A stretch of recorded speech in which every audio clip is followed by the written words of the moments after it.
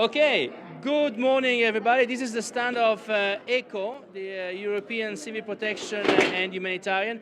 We still have a bit of noise around because we have many stands. So today at our stands we will present what is the Union Civil Protection Mechanism. We will start with the video first that explain what is UCPM and how it works. Then we will have a quick presentation. Shall we play with the video, please?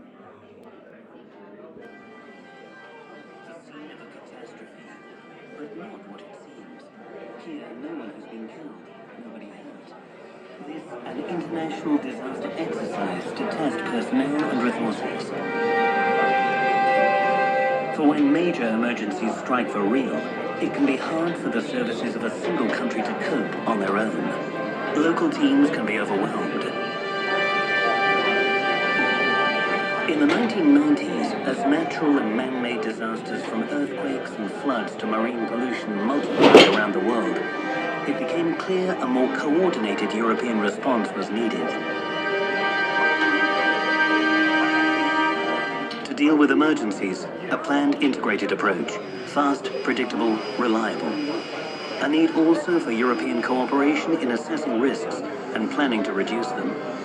This is how the EU Civil Protection Mechanism was born, pooling skills and resources from EU member states to fight disasters in Europe and worldwide, helping prepare for emergencies in case they happen and responding to them effectively when they do.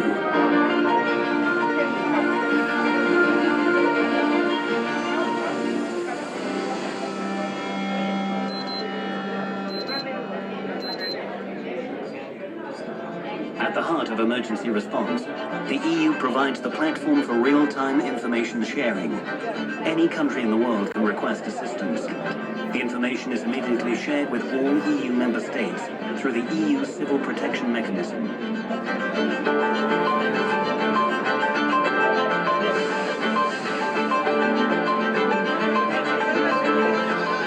Through the mechanism, EU member states can pool and coordinate their assistance, here in Europe and on the ground in the disaster zone. The European Commission also asks EU member states to commit a voluntary pool of core response assets. They're on permanent standby, ready for immediate deployment on joint European operations.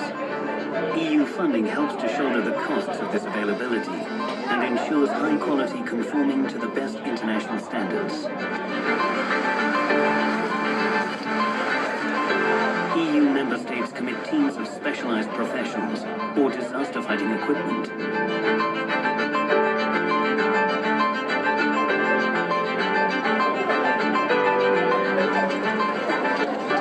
When disaster strikes, the Emergency Response Coordination Center in Brussels calls on these resources. It facilitates their deployment, along with any funding or in-kind assistance that's needed. The center's staff monitor the disaster situation. They're the coordinating hub, working around the clock. They streamline transport arrangements to get resources and assistance quickly to where they're needed. EU Civil Protection has responded to more than 200 emergencies since launch. This planned Europe-wide coordination means a consistent, effective emergency response. It avoids duplicating efforts, making the most of funds available, and working with international agencies to get aid to those in need. But alongside emergency response, a longer-term strategy for disaster management is a key priority.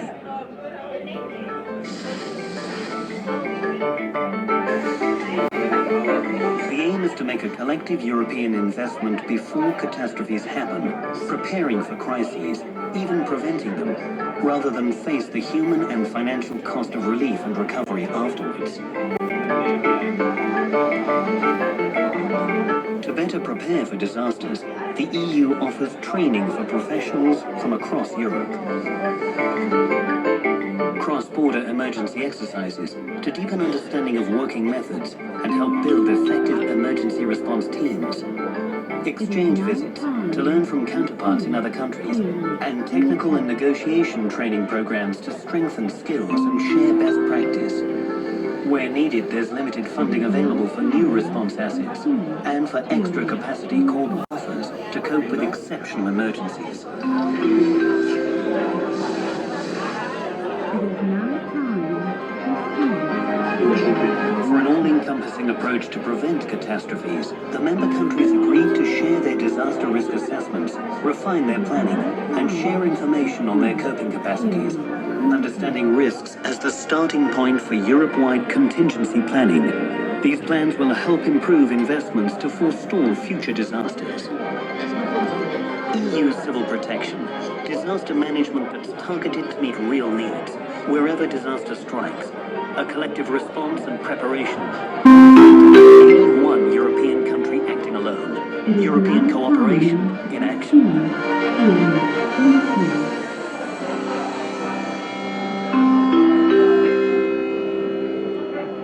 It is now time to proceed to your next meeting.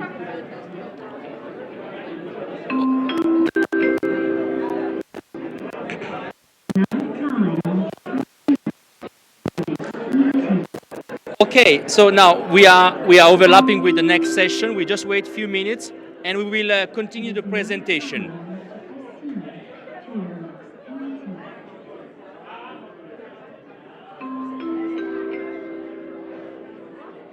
It is now time to proceed to your next meeting.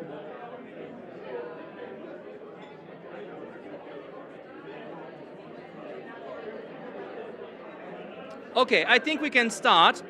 You can hear me well? Very good. So we can go for the presentation. This is just a presentation showing the two complementary tools of the European Union that is dealing with humanitarian aid and civil protection. This is ECHO. ECHO is doing both humanitarian aid and civil protection. We will not go into details here. We will focus on this UCPM for this presentation, but these slides really show clearly the humanitarian aid arm that is major about funding and also what the civil protection represents. And you can see, for instance, the amounts that are allocated per year, 2 billion in 2020, for instance, for humanitarian, and 770,000 for the civil protection. With this presentation, we'll go a little bit deeper on what is the UCPM part of the civil protection. Let's go to the next slide, please. So this is, again, just to show you, there is a slide that we decided to put in the presentation that shows what are the emergency toolbox for humanitarian that allows to allocate in a very, very swift mode funds when there is a sudden emergencies. And it really shows a little bit the way it works. We're not going details, but we decided to put it here so that when you see the presentation on your own, you can really see the differences of the various tools. Next slide. Now, how does this EU civil protection mechanism work? Well, it goes through the cycle of if there is a disaster, we have member states that may actually request help, support, because they cannot cope with their own resources, their own means, their own capacity. So they may request the EU to activate the EU civil protection mechanism. The member states of the European Union are part of it, and they are therefore informed, thanks to this mechanism activated, about the needs and the request. And the UCPM, ECHO, coordinate the support that can be provided by each individual EU member states. This is something important. This is not something that is centralized. It's all the EU member states' civil protections that offer and contribute in a coordinated way with the support of ECHO, the necessary equipment, staff, personnel, resources that can be deployed to support the countries that face a disaster. ECHO, as mentioned in the presentation, contributes to the coordination and also to funding part, if not totally, the transfer of the transport of these equipment and stuff. Next slide. So this is just show briefly how it works. There is a disaster, there is activation and mechanism, coordination and delivery that offer assistance, deployment of experts, or transport and co-financing. Let's go to the next slide. What are the type of disaster covered by UCPM? Natural disaster like flood, earthquakes, forest fires, cyclones. Man-made disaster like environment disaster, industrial accidents, health emergencies. It was the case, for instance, with COVID-19 and Ebola in the last few years. And consular assistance, like in the case of terrorist attack, medical evacuation of EU citizens. Again, this was done in the last few months. And complex emergency response. Participating states have a number of emergency response capacity. And this is the good thing, is that none of them may have the perfect tools and capacity, but all together they really complement each other and they can provide a very good and tailored solution. Example of models that are provided, I mean, here we mentioned that just currently 156 models are registered. Water purification, aerial forest firefighting, advanced medical post, medical area evacuation. But again, medium urban search and rescue, field hospital, emergency temporary shelter, flood containments, technical assistance and support teams. There is a variety of tools and expertise made available from all the EU member states.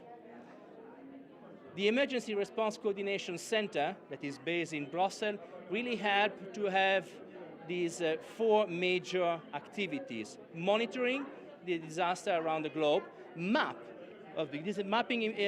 the disaster risk is very important before, during, and after the disaster, provide real-time information, and finally, coordinates joint humanitarian response in order to be efficient and to avoid overlaps and duplication.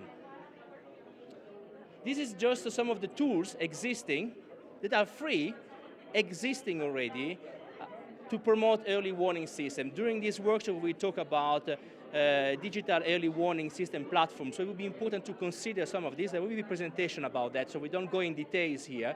But some of them include the forest fire system, European flood awareness system, meteor alarm, and others. But these things will be going in details during the presentation tomorrow.